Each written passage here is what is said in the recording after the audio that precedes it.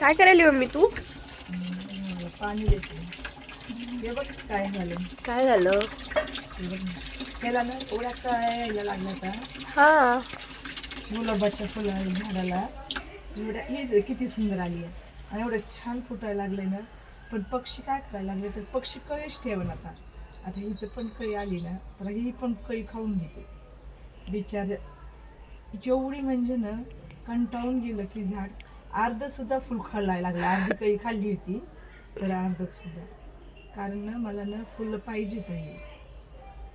मी गौतम बुद्धाच्या फोटो समोर ठेवते पण हे अर्ध फुल झालं ना मग कसं ठेवणार. नाही ठेवू शकत. हे अर्धी काही पक्ष्यांनी सगळे खाल्लेले आहे का. सगळ्याला सगळे काय खाल्ले. ही बघा किती सुंदर आली काही.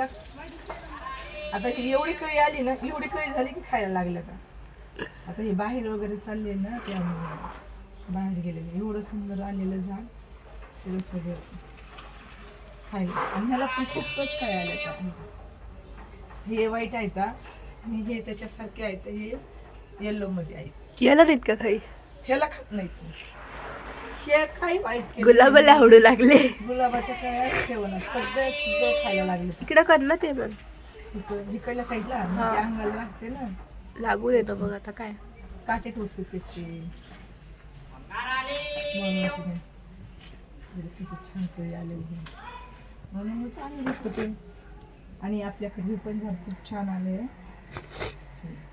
तर खूप मोठं झालं होतं पण किती दाखव. मोठं झालं होतं ना मी त्याला तोडलं अर्ध्यातून. पानाचा वास ते बघा घेऊन बघा तुम्ही पण पानाचा वास घ्या आला ना. कारण ती कशाचं झाड आहे वासानं बघा तुम्ही कशाचं आहे. ओव्याचं आहे ओव्याचं.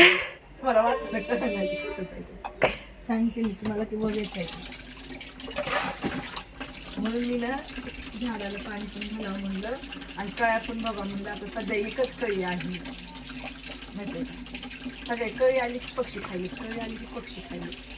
पण झाडावर खूप पडायला लागली काय माहिती मित्र आम्ही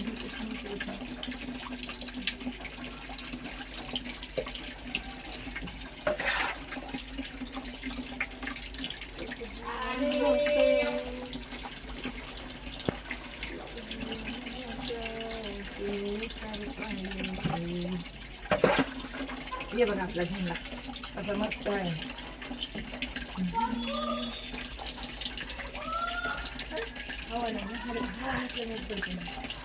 हा राहू दे.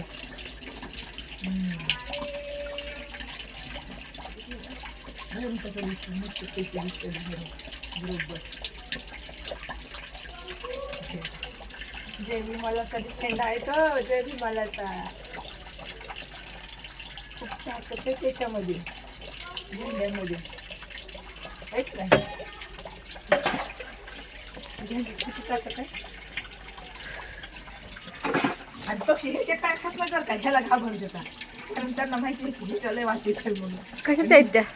हे सदाफुली आहे.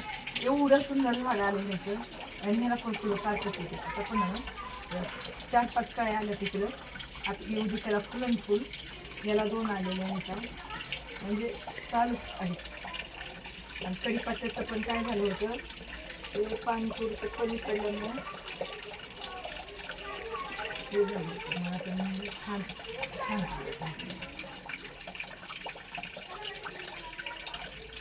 इकडे बघ एकदा जा.